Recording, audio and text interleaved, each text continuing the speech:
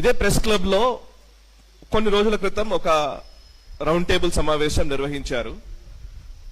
అది చూసిన వెంటనే నాకు నిజంగా ఒక్కసారిగా మళ్ళీ 12 ఏళ్ల క్రితం లేదా 10 ఏళ్ళు 8 ఏళ్ల క్రితం పరిస్థితులు అన్ని ఒక్కసారిగా గుర్తొచ్చి నేను ఒక వీడియో కూడా చేశాను. యాక్చువల్లీ అందులో ఏంటంటే ఈ ఆంధ్ర బూట్ల కింద తెలంగాణ ఇంకెంతకాలం నలిగిపోవాలి అనే కాంటెక్స్ట్ లో ఒక టైటిల్ పెట్టారు.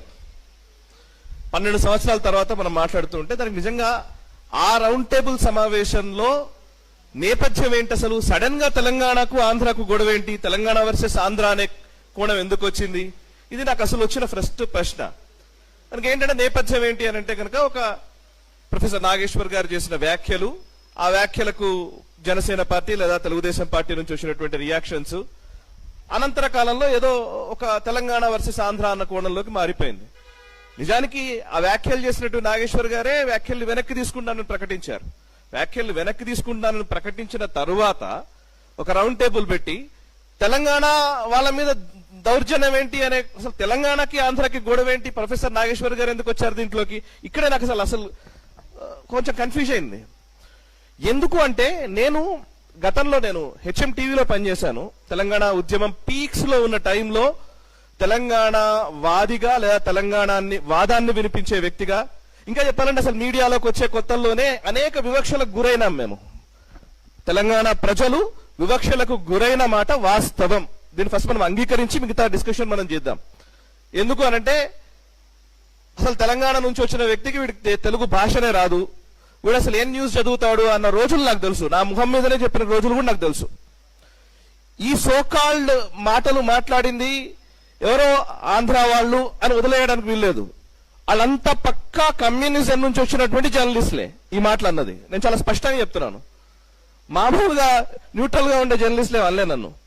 బట్ అఫ్ కోర్స్ దాన్ని ఛాలెంజ్ గా తీసుకున్నాము, అధిగమించే ప్రయత్నం చేశాము, డిక్షన్ ఇంప్రూవ్ చేసుకున్నాము, ఒక దశకు వచ్చాం. నేను 2013లో సిడబ్ల్యూసి ప్రకటన వచ్చింది జూలై 31 రోజున, నాకు గుర్తుంది. జూలై 31 రోజు సిడబ్ల్యూసి తెలంగాణకు అనుకూలంగా ప్రకటన చేసిన రోజు లైవ్ లో కూర్చున్నాను నేను 10 టీవీలో. ఆ టైంలో 10 టీవీ యాజమాన్యము సిపిఎం పార్టీకి పెట్టినటువంటి ఛానల్ అది. అక్కడ కమ్యూనిస్ట్ పార్టీ సిపిఎం పార్టీ సమైక్యవాదానికి కట్టుబడి ఉంది, వాళ్ళు సమైక్యవాదమే ఉండాలని అన్నారు.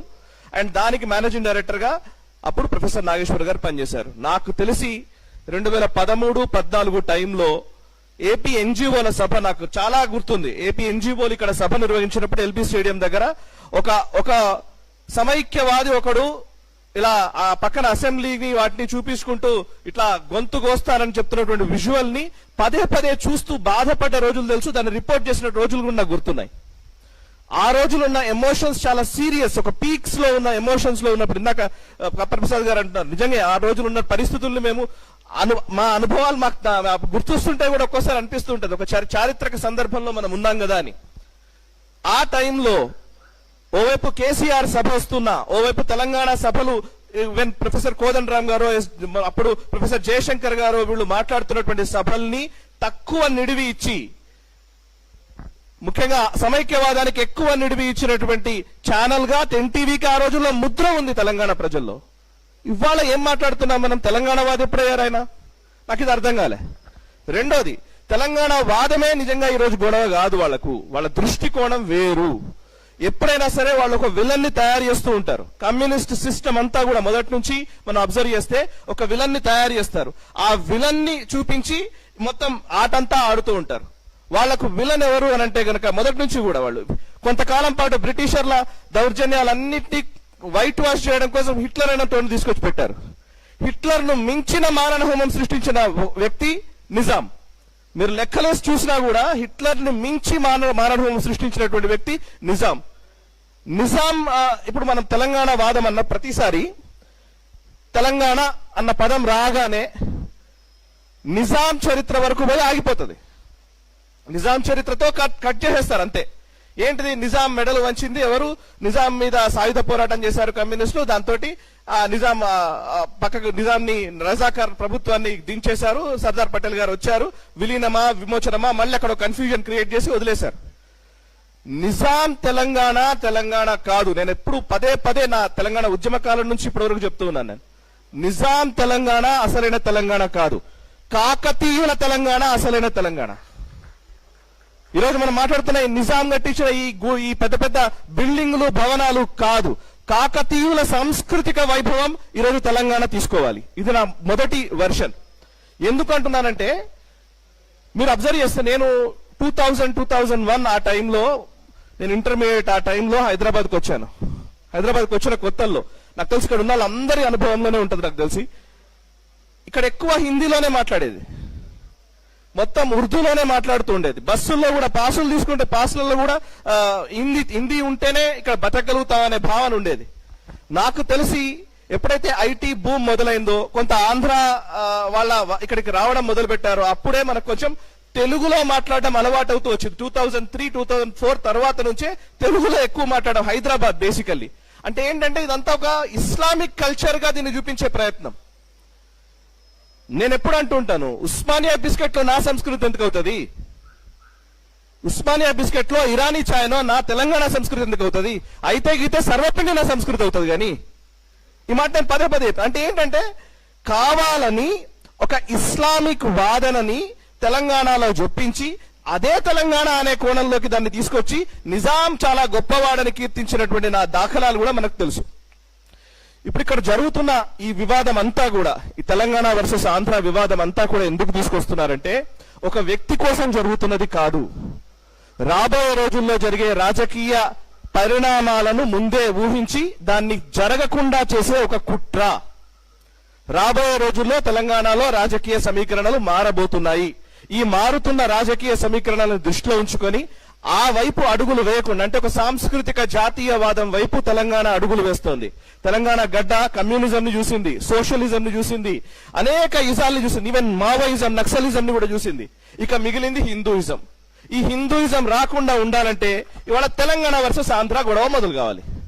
సో ఇది గొడవ మొదలైతే ఇప్పుడు ఇక్కడ హిందుత్వ, సాంస్కృతిక జాతీయవాదము లేదా జాతీయవాద భావనలు ఇది చెప్పేటువంటి భారతీయ జనతా పార్టీ లోపలికి రాదు, అండ్ దానికి అనుకూలంగా ఉండేటువంటి వ్యక్తులు లోపలికి రారు. సో దా కోణంలోనే ఇప్పుడు ఈ యాక్టివిటీ అంతా నడుస్తోంది. నిజానికి మీరు నాకు ఎవరు ప్రస్తావించారు, ఎంఐఎం పార్టీ శ్రీకృష్ణ కమిటీకి సమైక్య రాష్ట్రంగానే ఉంచాలి, లేదంటే రాయల తెలంగాణ చేయాలి, కానీ తెలంగాణ ప్రత్యేక రాష్ట్రం ఇవ్వకూడదు అని శ్రీకృష్ణ కమిటీకి నివేదిక ఇచ్చాడు. ఆ ఎంఐఎం తోటి టిఆర్ఎస్ పార్టీ 10 సంవత్సరాలు పొత్తు పెట్టుకుంటది, కాంగ్రెస్ పార్టీ ఇప్పుడు పొత్తులోనే ఉంటది. ఎంఐఎం ఇవాళ తెలంగాణ వ్యతిరేకి కానే కాదు, బికాస్ మైనారిటీ. ఇకటు దానం నాగేందర్, నాకు గుర్తు హెచ్ఎంటీవీలో ఉన్న టైంలో దానం నాగేందర్ అనుచరులు దాడి చేస్తే ఉస్మానియా యూనివర్సిటీ విద్యార్థులతో డిస్కస్ చేసిన రోజులు నాకు తెలుసు. స్టూడియోకి వస్తే ఈవెన్ అందులో అప్పుడు రాజారాం యాదవ్ అనుకుంటా, లేకపోతే ఓయూ జేఏసీకి సంబంధించిన మన కొప్పుల రాజు, ఇట్లా చాలా మంది విద్యార్థులు వస్తే విద్యార్థులతో ఇంటర్వ్యూలు చేసిన రోజులు నాకు తెలుసు. దానం నాగేందర్ అనుచరులు వచ్చి కొడితే ఇక్కడ దెబ్బలు చూపించినటువంటి విజువల్ తెలుసు, వాళ్ళ వెనక్కి చూస్తే కనబడుతుంది. దానం నాగేందర్ 10 సంవత్సరాలు టీఆర్ఎస్ పార్టీలో ఉంటాడు, తర్వాత ఇప్పుడు కాంగ్రెస్ పార్టీలో ఉంటాడు. ఆయన తెలంగాణకు వ్యతిరేకం కాదు, రేవంత్ రెడ్డి. సో ఆయన తెలంగాణకు వ్యతిరేకం కాదు. అసలు ఏం మాట్లాడుతున్నారు వీళ్ళు? ఇంకోటి, ఇప్పుడు ఈ మధ్య కాలంలో మనం తెలంగాణ, ఈవెన్ కొండా సురేఖ మానుకోటలో, మహబూబాబాద్ అనుకుంటా, మహబూబాబాద్ లో అక్కడే కదా మానుకోటలో రైల్వే స్టేషన్ లో రాళ్ళు ఇస్తున్నారు. అప్పుడు ఇదే హరీష్ రావు వీళ్ళందరూ పోతుంటే రిపోర్ట్ చేసినాం లైవ్ రిపోర్టింగ్ లో. సో అంటే ఆ మానుకోట విధ్వంసం మర్చిపోయారు. టిఆర్ఎస్ పార్టీలో కొండా సురేఖ చేరగానే అయిపోయింది, తెలంగాణ వాదం పోయింది, అన్ని మిగతా వచ్చినాయి.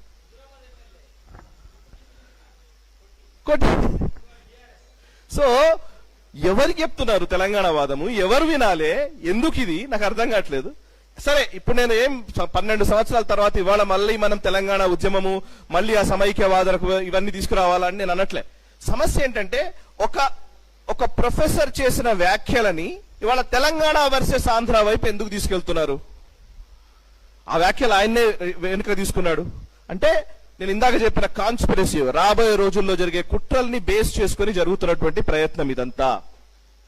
ఇక చివరిగా కమ్యూనిస్ట్ పార్టీలు తెలంగాణ ఉద్యమానికి లేదా తెలంగాణ రాష్ట్రం ఏర్పడాలని సిపిఐ ఏమో సపోర్ట్ చేస్తుంది, సిపిఎం ఏమో సమైక్యవాదం అంటది, తెలంగాణకు వ్యతిరేకంగా స్టేట్మెంట్ ఇస్తుంది.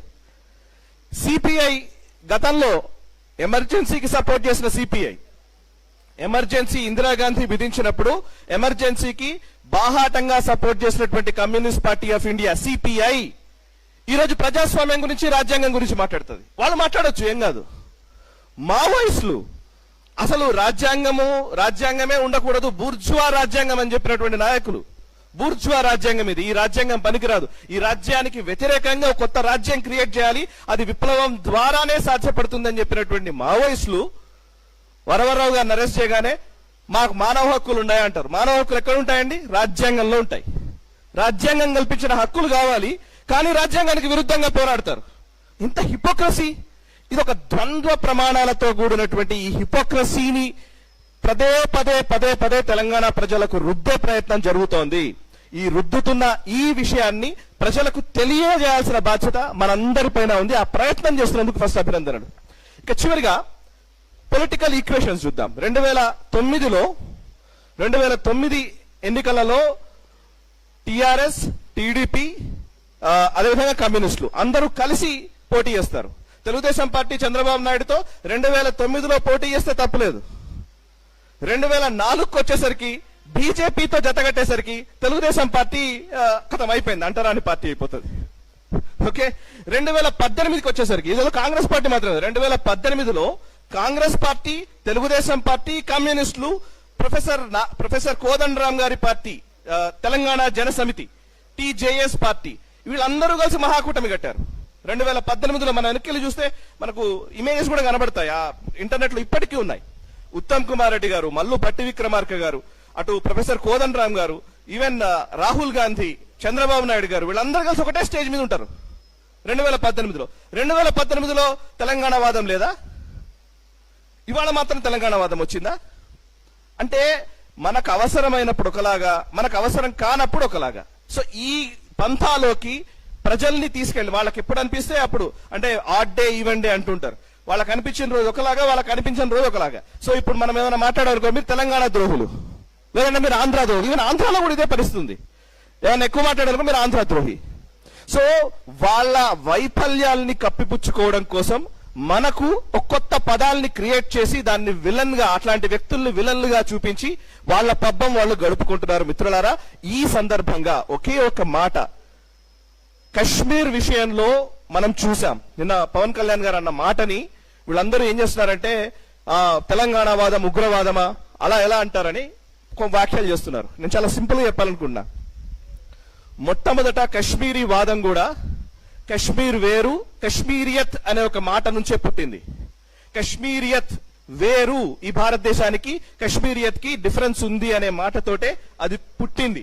పుట్టిన తర్వాత దాన్ని రాజకీయ పార్టీలు దాన్ని అలాగే పెంచి పోషించాయి. ఆర్టికల్ 370 పెట్టి, 35A పెట్టి, మీరు వేరు మేము వేరు అనే భావనని ఒక 50 ఏళ్లు క్రియేట్ చేశారు. 1980-90లకు వచ్చేసరికి మారణ హోమం సృష్టించారు, కాశ్మీరీ హిందువుల్ని తరిమేశారు. కవిత సపోర్ట్ చేసింది. ఎస్, ఇదే కవిత కశ్మీర్ ని ఎలాగైతే మీరు భారతదేశం తీసుకుందో అట్లా తెలంగాణలో మీరు ఎక్సీడ్ చేశారన్నామే స్టేట్మెంట్. మీరా? ఓకే. సో వీళ్ళందరూ వాళ్ళకు అనిపించిన కశ్మీర్ లో కూడా ఇట్లాంటి భావనే వచ్చిన సందర్భాలు ఉన్నాయి. ఇందాక మిత్రుడు మంచి మాట చెప్పారు. మనము ఒక విషయాన్ని ఏం చేస్తారంటే, వాళ్ళకి అవసరమైనప్పుడేమో కులాన్ని తీసుకొస్తారు, అవసరం లేనప్పుడు కులాన్ని తీసుకురారు. ఫర్ ఎగ్జాంపుల్, బంగ్లాదేశ్ లో హిందువుల మీద దాడులు జరుగుతున్నాయి, పాకిస్తాన్ లో హిందువుల మీద దాడులు జరుగుతున్నాయి. అక్కడ హిందువులు అంటారు, ఎందుకంటే తెలివిగా అక్కడ నిజానికి ఈరోజు దాడులకు గురవుతుంది దళితులు, బడుగు బలహీన వర్గాలకు చెందిన వాళ్ళు చాలా మంది వాళ్ళ దాడులకు గురవుతున్నది. అక్కడ పాకిస్తాన్ వాళ్ళు అక్కడే మగ్గిపోయారు. కొంచెం అగ్ర కులాలకు చెందిన వీళ్ళు బయటకు వచ్చేసారు, అంతో ఎంతో డబ్బులు కొంత కూడగట్టుకున్నారు, ఏదో చేసి వచ్చేసారు. బట్ అక్కడ నిలిచిపోయిన వాళ్ళంతా వాళ్ళే. జోగేంద్రనాథ్ మండల్ ఉదాహరణ. జోగేంద్రనాథ్ మండల్ గారు ఇలాగే అంబేద్కర్ గారు లాగా ఆయన పాకిస్తాన్ కి సపోర్ట్ చేశారు, దళిత నాయకుడు, బంగ్లాదేశ్ కి సంబంధించి ఆయన అక్కడ వెళ్ళిన వ్యక్తి. 1950కి వచ్చేసరికి ఊచకోతలు కోయడంతో ఆయన వచ్చి మళ్ళీ కోల్కతాలో సెటిల్ అయ్యారు. సో దళితుల పైన జరుగుతున్నటువంటి దాడుల విషయం వస్తేనేమో, పాకిస్తాన్ లో మైనారిటీలు ముస్లింలు చేసే దాడులు వచ్చినప్పుడేమో హిందువులు ముస్లింలు అదొక ఇరు వర్గాల ఘర్షణ. ఇక్కడ మాత్రం అగ్రవర్ణాలు దళితులపై ఊచకోతలు. So selective approach. ఈ సెలెక్టివ్ అప్రోచ్ తోటే ఇవాళ తెలంగాణ వర్సెస్ ఆంధ్ర అనే ఒక లేని అంశాన్ని తెరపైకి తెచ్చారు. దీన్ని మనం ముక్త కంఠంతో ఖండించాలి. భారత్ మాతాకి జై. తెలంగాణ ఉద్యమం ఏ ఒక్కరి సొత్తో కాదు. సబ్బండ వర్ణాలు ప్రతి ఒక్కళ్ళు, అంటే ఇందులో సకల జనుల సమ్మె అనే మాట పేరుకు చెప్పలే, సకల జనులు కలిసి పోరాడినటువంటి నేల ఈ తెలంగాణ. ఈ తెలంగాణ గడ్డ మీద ఎవడైనా తప్పు చేస్తే ఇక్కడనే బొంద పెడదాం, బయటోడు తప్పు చేస్తే పొలిమేరలు దాటేదాకా తరిమి కొడదామని కాళోజీ గారు చెప్పారు. ఎస్, ఆ స్ఫూర్తి వాళ్ళ కావాలి. ఇక్కడున్నోడు తప్పు చేస్తే ఇక్కడనే బొంద పెట్టే పరిస్థితులు కూడా రావాలి. Thank you.